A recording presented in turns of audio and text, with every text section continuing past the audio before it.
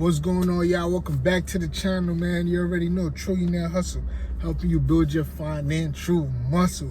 It's your boy Thierry V. I'm back again with another solid video for y'all, man. First off, like, subscribe, comment down below, share this channel with your people, man. Let them know your boy giving out the game out here, man. You know what I mean? I just want to see us all win. And yes, we could all win with the stock market, right? Now, guys, to anything in life, there is a barrier of entry. Barrier of entry to mean there's a cost to play the game. Like, it's just, for you to do real estate, you need a real estate license, or you could be like a loan officer, all of that stuff. You need some type of license to start doing that, right? To be a contractor, you got to go to school. To be a doctor, you got to go to school. To become a lawyer, you got to go to school. To sell insurance, you got to get an insurance license. To, what else, right? Even to go to war, you got to go to training, right? To work in technology, you got to get certain certifications or go to school to get a certain degree or whatever, right? Now, being that everything has a barrier of entry, now to play in the financial market, stock market, there is a cost of barrier entry in that also. And you get charged that premium every time you buy a stock. Now, we could run down all of the companies where you could buy stock from, right? I mean, all of the brokerages, right? Especially these robo-advisors. Let's do the robo-advisors first. You got M1, Robinhood, E-Trade, Acorn.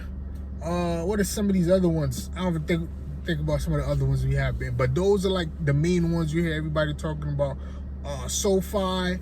Some of these, like, you know what I mean? These like, oh, you put your money here and they're gonna invest it for you and make the money for you and da-da-da-da-da. Cool, sounds nice.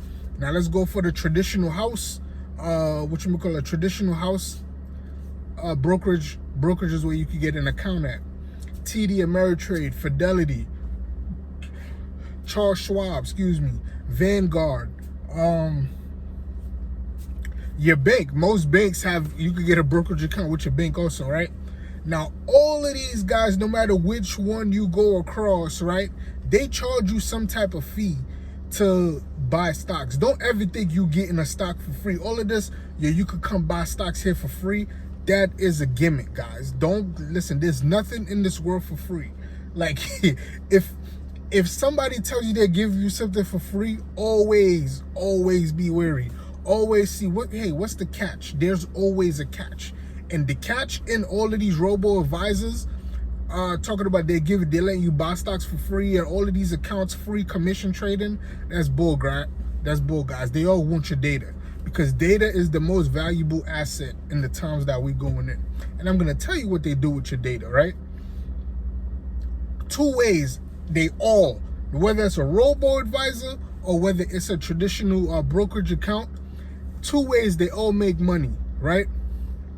One, they front run your order. What is front running your order, right?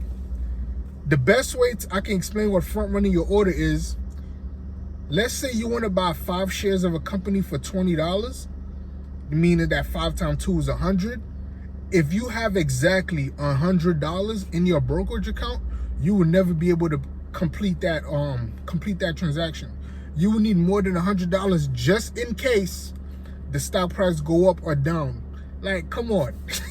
that is bull crap. That's all I'm gonna say. That is bull crap. That means the stock price is constantly going up and down. Yeah, that's true. But for you to try to execute an order at the exact same at one time for five shares for $20 for $100, and then all of a sudden they'll tell you that, yo, your order was executed at $20 and 10 cents per share. So you end up paying $100.50 for it. Now, to you, that 50 cents might not be a lot, but you got to think they're making that 50 cents on a transaction a lot of time, like hundreds and thousands of times. Even certain companies, right? They're making that millions of times. And the first company that, I wouldn't say the first company that started this, but the first company that mastered this way of making money was I'm not trying to knock on them or anything like that. If y'all know whoever running this company, man, don't tell them, don't come knock your boy. You feel me? It's BlackRock. BlackRock is the biggest hedge fund on earth, period. BlackRock has, on paper, $9 trillion under management. But they say, but now counting what's not on paper, what everything they own, it's really about 21 trillion. Like $21 trillion under management, guys. Apple is worth about 2 trillion. That means BlackRock can buy Apple 10 times and still have $1 trillion left over. That is crazy. They could buy Apple as a whole company. Boom, cut the check. I'm buying Apple. We own Apple now, period. The whole thing. They could buy Apple 10 times and still got $1 trillion left over, just to show you how powerful that company is, right? Now, they have these algorithms.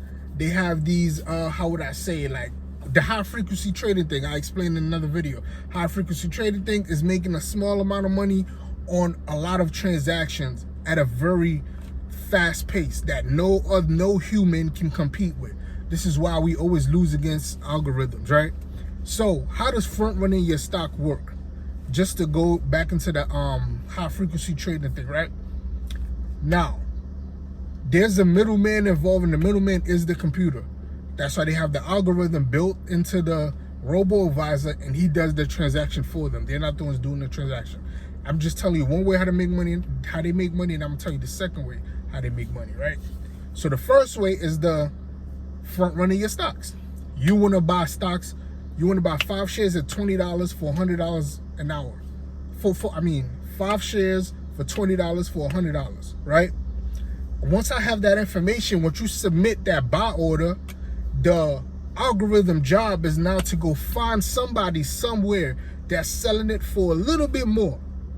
Once they're selling, they find somebody who's selling even for a penny more. Usually they're gonna make their money, so they're gonna make it more than a penny per stock, but they're gonna sell somebody who's selling for a little bit more than what you just put the put in for to buy it, and they're gonna buy it from that person, right? Let's say they buy it for $21, right? So that's a $5 spread, right? And then they come back and sell it to you for the $100, and they make the $5 in the middle.